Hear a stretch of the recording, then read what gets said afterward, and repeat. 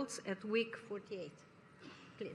Thank you very much. And so on behalf of the entire study team, it's my pleasure to present to you today the 48-week results from the INSPIRING study, a clinical trial assessing the safety and efficacy of dolutegravir-based antiretroviral therapy among patients with TB and HIV co-infection.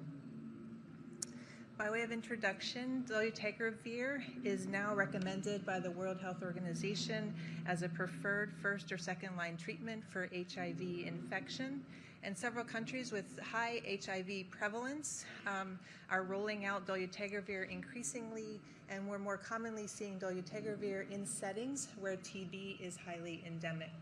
The treatment options for patients with TB and HIV are relatively limited, largely owing to drug interactions with rifampin, which is an essential part of TB treatment. So we need better treatment options and more treatment options for HIV and TB co-infected patients. We know from one previous study in healthy individuals without HIV and without TB that giving dolutegravir twice daily at 50 milligrams together with rifampin gives similar drug concentrations to giving dolutegravir 50 milligrams by itself.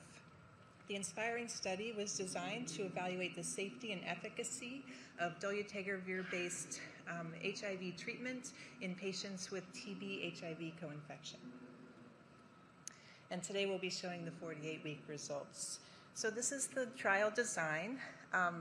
This was a phase 3B randomized, multi-center, open-label, non-comparative, active-controlled parallel group studies. Individuals who were HIV treatment naive with newly diagnosed tuberculosis that was drug susceptible could be randomized. They were randomized 3-2 to dolutegravir, dosed at 50 milligrams twice a day during TB treatment and for 2 weeks subsequent to finishing TB treatment, and then 50 milligrams per day after that. Those individuals randomized to efavirenz received standard dose of efavirenz at 600 milligrams daily. Patients were followed for 52 weeks and then were eligible to enroll in an open label extension to receive study medications beyond that period. Randomization was stratified by HIV viral load greater than or less than 100,000 copies, as well as CD4 count less than or greater than 100 cells per millimeter squared, cubed. The primary endpoint was the proportion of dolutegravir treated participants with plasma HIV viral load less than 50 copies per milliliter at week 48 using the modified FDA snapshot algorithm in the attention to treat exposed population. The modified snapshot algorithm allows for one change of the NRTI backbone related to tolerability. We also looked at other outcomes, including virologic suppression in the efavirenz group, as well as change in CD4 count over time, safety, in particular focus on immune reconstitution inflammatory syndrome or IRIS episodes, as well as emergence of resistance. So here you see the global enrollment. The total sample size was 113 individuals who were recruited from 37 sites in 7 countries. You'll see that the majority of patients were enrolled in South Africa. The first patient in was randomized on January 23rd, 2015, and it took about 2 years to fully enroll this trial. Here are the baseline characteristics and demographics of the study population. On average, people were young with an average age of 33. A majority were men. And you'll see that over half the participants in each arm had a baseline viral load greater than 100,000 copies per mil. 20 to 30% had a CD4 count less than 100 at initiation of treatment. The average time from starting TB treatment to initiation of antiretrovirals was about 30 days, and the most common NRTI backbone included tenofovir, TDF tenofovir. Here are the modified FDA snapshot outcomes at week 48. And I'll draw your attention to the dolutegravir arm, where 75% of participants met the FDA snapshot outcome of virologic success at 48 weeks. You'll note that 17 participants were virologic non-responders. This was largely due to non-treatment related events. For the most part, these were lost to follow-up. Of those 17, 13 had virologic suppression prior at some point during the study. There were no deaths in the arms. There were no changes in ART, and and there were no changes to ART. There were no adverse events leading to treatment discontinuation. The patients in the efavirenz arm did very well as well, with 82% meeting FDA snapshot outcomes at week 48.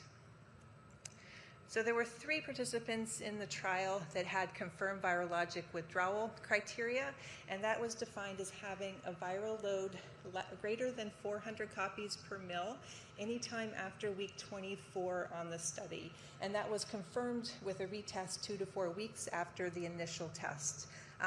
This participant in the dolutegravir arm started with a viral load of 1.9 million copies, and by the time of the 24-week visit had a viral load of 767 copies per mil, which on retest had not fallen below 400, so was classified as a confirmed virologic withdrawal. There was no treatment-emergent NRTI and NRTI or integrase resistance observed. A second participant in the dolutegravir arm who met confirmed virologic withdrawal criteria had several episodes of virologic suppression during their time on study, but then subsequently had a viral load of 2484 at the 36-week visit, which when rechecked was still above 400, so met the criteria.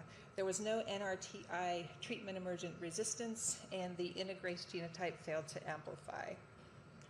One individual in the efavirenz arm also had confirmed virologic withdrawal after initial virologic suppression, had a high viral load of 76,000 at the week 36 visit, and resistance testing showed emergence of NRTI and NNRTI resistance. So this is just to show you the virologic response over time. I'll draw your attention to the blue line, which is the dolutegravir arm. You can see that by 4 weeks of treatment, over 50% of participants had a suppressed viral load. That's not surprising. If you look at the pharmacokinetic data in the table on the far right, you'll see that drug exposures when dolutegravir was given with rifampin and dosed at 50 milligrams twice a day were very similar to dolutegravir dosed at 50 milligrams a day following completion of TB treatments. The median change in CD4 count in both groups was approximately 200 over the course of the 48 weeks. TB treatment outcomes in both groups were excellent, with treatment success of 88% in the dolutegravir arm and 91% in the efavirenz arm. So regarding safety, I'll draw your attention first to drug-related SAEs. There was 1 in each group. These were TB-associated iris events. Neither necessitated treatment discontinuation. There were 2 adverse events leading to withdrawal. Both were in the efavirenz arm. One was related to efavirenz hypersensitivity, and the other was a grade 4 elevation in GGT. Psychiatric adverse events were also assessed over the course of the study and were 7% in the dolutegravir arm and 14% in the efavirenz arm. Regarding iris events, there was an independent adjudication committee that was masked to treatment assignment that looked at all potential iris events. There were 4 TB-associated iris events in the dolutegravir arm and 4 in the efavirenz arm. None of these resulted in treatment discontinuation. There were 2 non-TB-associated iris events in the dolutegravir arm, 1 strongyloidiasis and 1 herpes zoster. Again, neither of these resulted or necessitated treatment discontinuation. Similarly, there was 1 patient in each arm that had a grade 3 liver chemistry elevation, particularly ALT, between 5 and 10 times the upper limit of normal, and neither of these met stopping criteria for drug-induced liver injury. So in conclusion, dolutegravir 50 milligrams twice a day, given concomitantly with rifampin-based TB therapy, demonstrated high efficacy and good immunologic response through week 8. 75% of participants met the FDA snapshot definition for treatment response at week 48. Among those who were non-responders, largely that was for non-treatment related reasons. For the most part, these were lost to follow-up events that happened really over the full course of the 48 weeks without any specific pattern. Dolutegravir concentrations were at or above targets in the patients in the study. Dolutegravir also was very well tolerated. The majority of the adverse events were grade 1 and grade 2. There were no iris events or liver toxicity events leading to drug discontinuation, and TB treatment success in both groups was high at about 90%.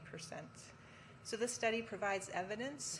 We think that dolutegravir is effective and well tolerated in patients with HIV and TB co-infection, and that this treatment could be offered to that subgroup of participants and will represent an important treatment option for this particular group. We're really grateful to all of the patients who participated in the study, as well as the extended study team. Some of the investigators are listed here, and thank you for your attention.